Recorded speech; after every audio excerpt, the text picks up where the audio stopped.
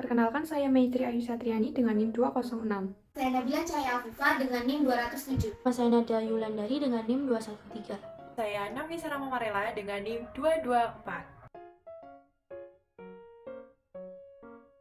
Saya akan menjelaskan tentang biografi Erich Fromm. Erich Fromm merupakan tokoh analisis psikologi sosial yang lahir pada tanggal 23 Maret 1990 di kota Frankfurt am Main, Jerman. Pada tahun 1926, Erich Fromm menikah dengan Frieda Reichmann, dan seiring berjalannya waktu, pada tahun 1933, Erich Fromm melakukan praktiknya pertama di New York dan menjabat sebagai rektor di Institut Psikoanalisis Chicago di Amerika Serikat. Pada tahun 1946, Erich Fromm mencapai puncak kejayaannya dan ia berhasil mendirikan sebuah institut yang dikenal sebagai William Alanson The White of Psychiatry, Psychoanalysis, and Psychology. Dan pada tanggal 18 Maret 1980, Erich Fromm menghembuskan nafas terakhirnya di kediamannya tepat 5 hari sebelum ulang tahunnya yang ke-80.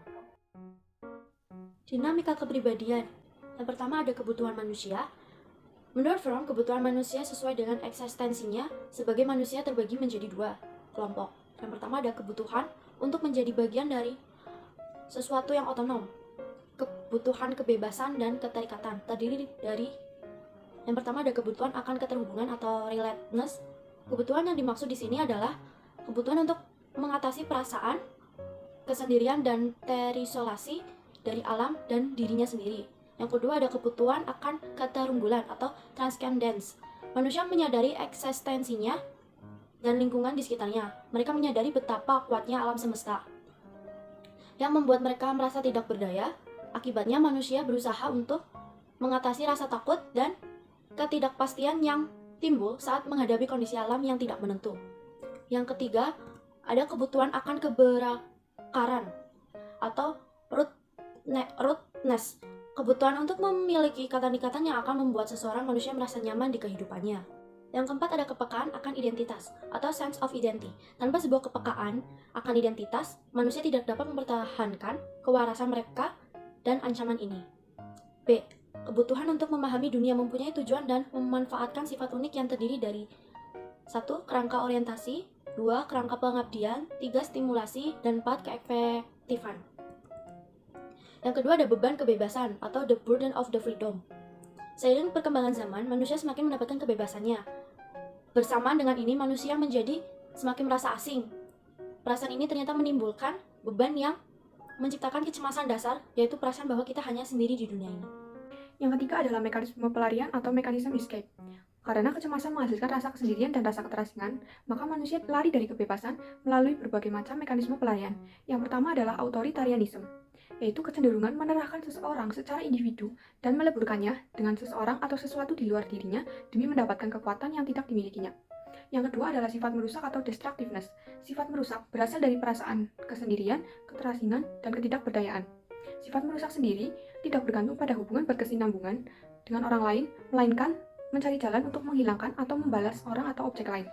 Yang ketiga adalah konformitas atau conformity. Orang yang melakukan konformitas berusaha untuk melarikan diri dari rasa kesendirian dan keterasingan dengan menyerahkan individualitas mereka dan menjadi apapun yang orang lain inginkan. Biasanya mereka jarang mengungkapkan pendapat mereka sendiri. Saya akan menjelaskan tentang teori kepribadian Erich Fromm. Erich Fromm merupakan ilmuwan yang berpengaruh dalam bidang psikoanalisis. Cara pemikiran Erich Fromm ialah political sosial yang disebabkan karena pemikirannya berawal dari kegelisahan Erich Fromm terhadap situasi politik dan merupakan kritik budaya masyarakat saat menjadi korban First Nazi. Menurut Fromm, manusia merupakan makhluk sosial dengan kebutuhannya yang mendalam untuk saling berbagi, membantu, dan merasa sesama anggota kelompoknya. Teori humanis dialektika atau dikenal juga dengan teori kepribadian Marxian atau teori psikoanalisis humanistik menunjukkan tentang perhatiannya terhadap perjuangan manusia yang tidak pernah menyerah untuk memperoleh kebebasan yang berkaitan dengan kebutuhan manusia untuk berhubungan dengan orang lain. Teori kepribadian ini merupakan hasil pemikiran dari Sigmund Freud dan Karl Marx. Selanjutnya, Fromm juga berpendapat bahwa kepribadian individu dipengaruhi oleh dua faktor lingkungan, yaitu faktor asimilasi dan faktor sosialisasi. Asimilasi berhubungan dengan lingkungan, sedangkan sosialisasi berhubungan dengan manusiawi. Faktor-faktor tersebutlah yang mempengaruhi pembentukan karakter seseorang yang merupakan bagian dari unsur kepribadian.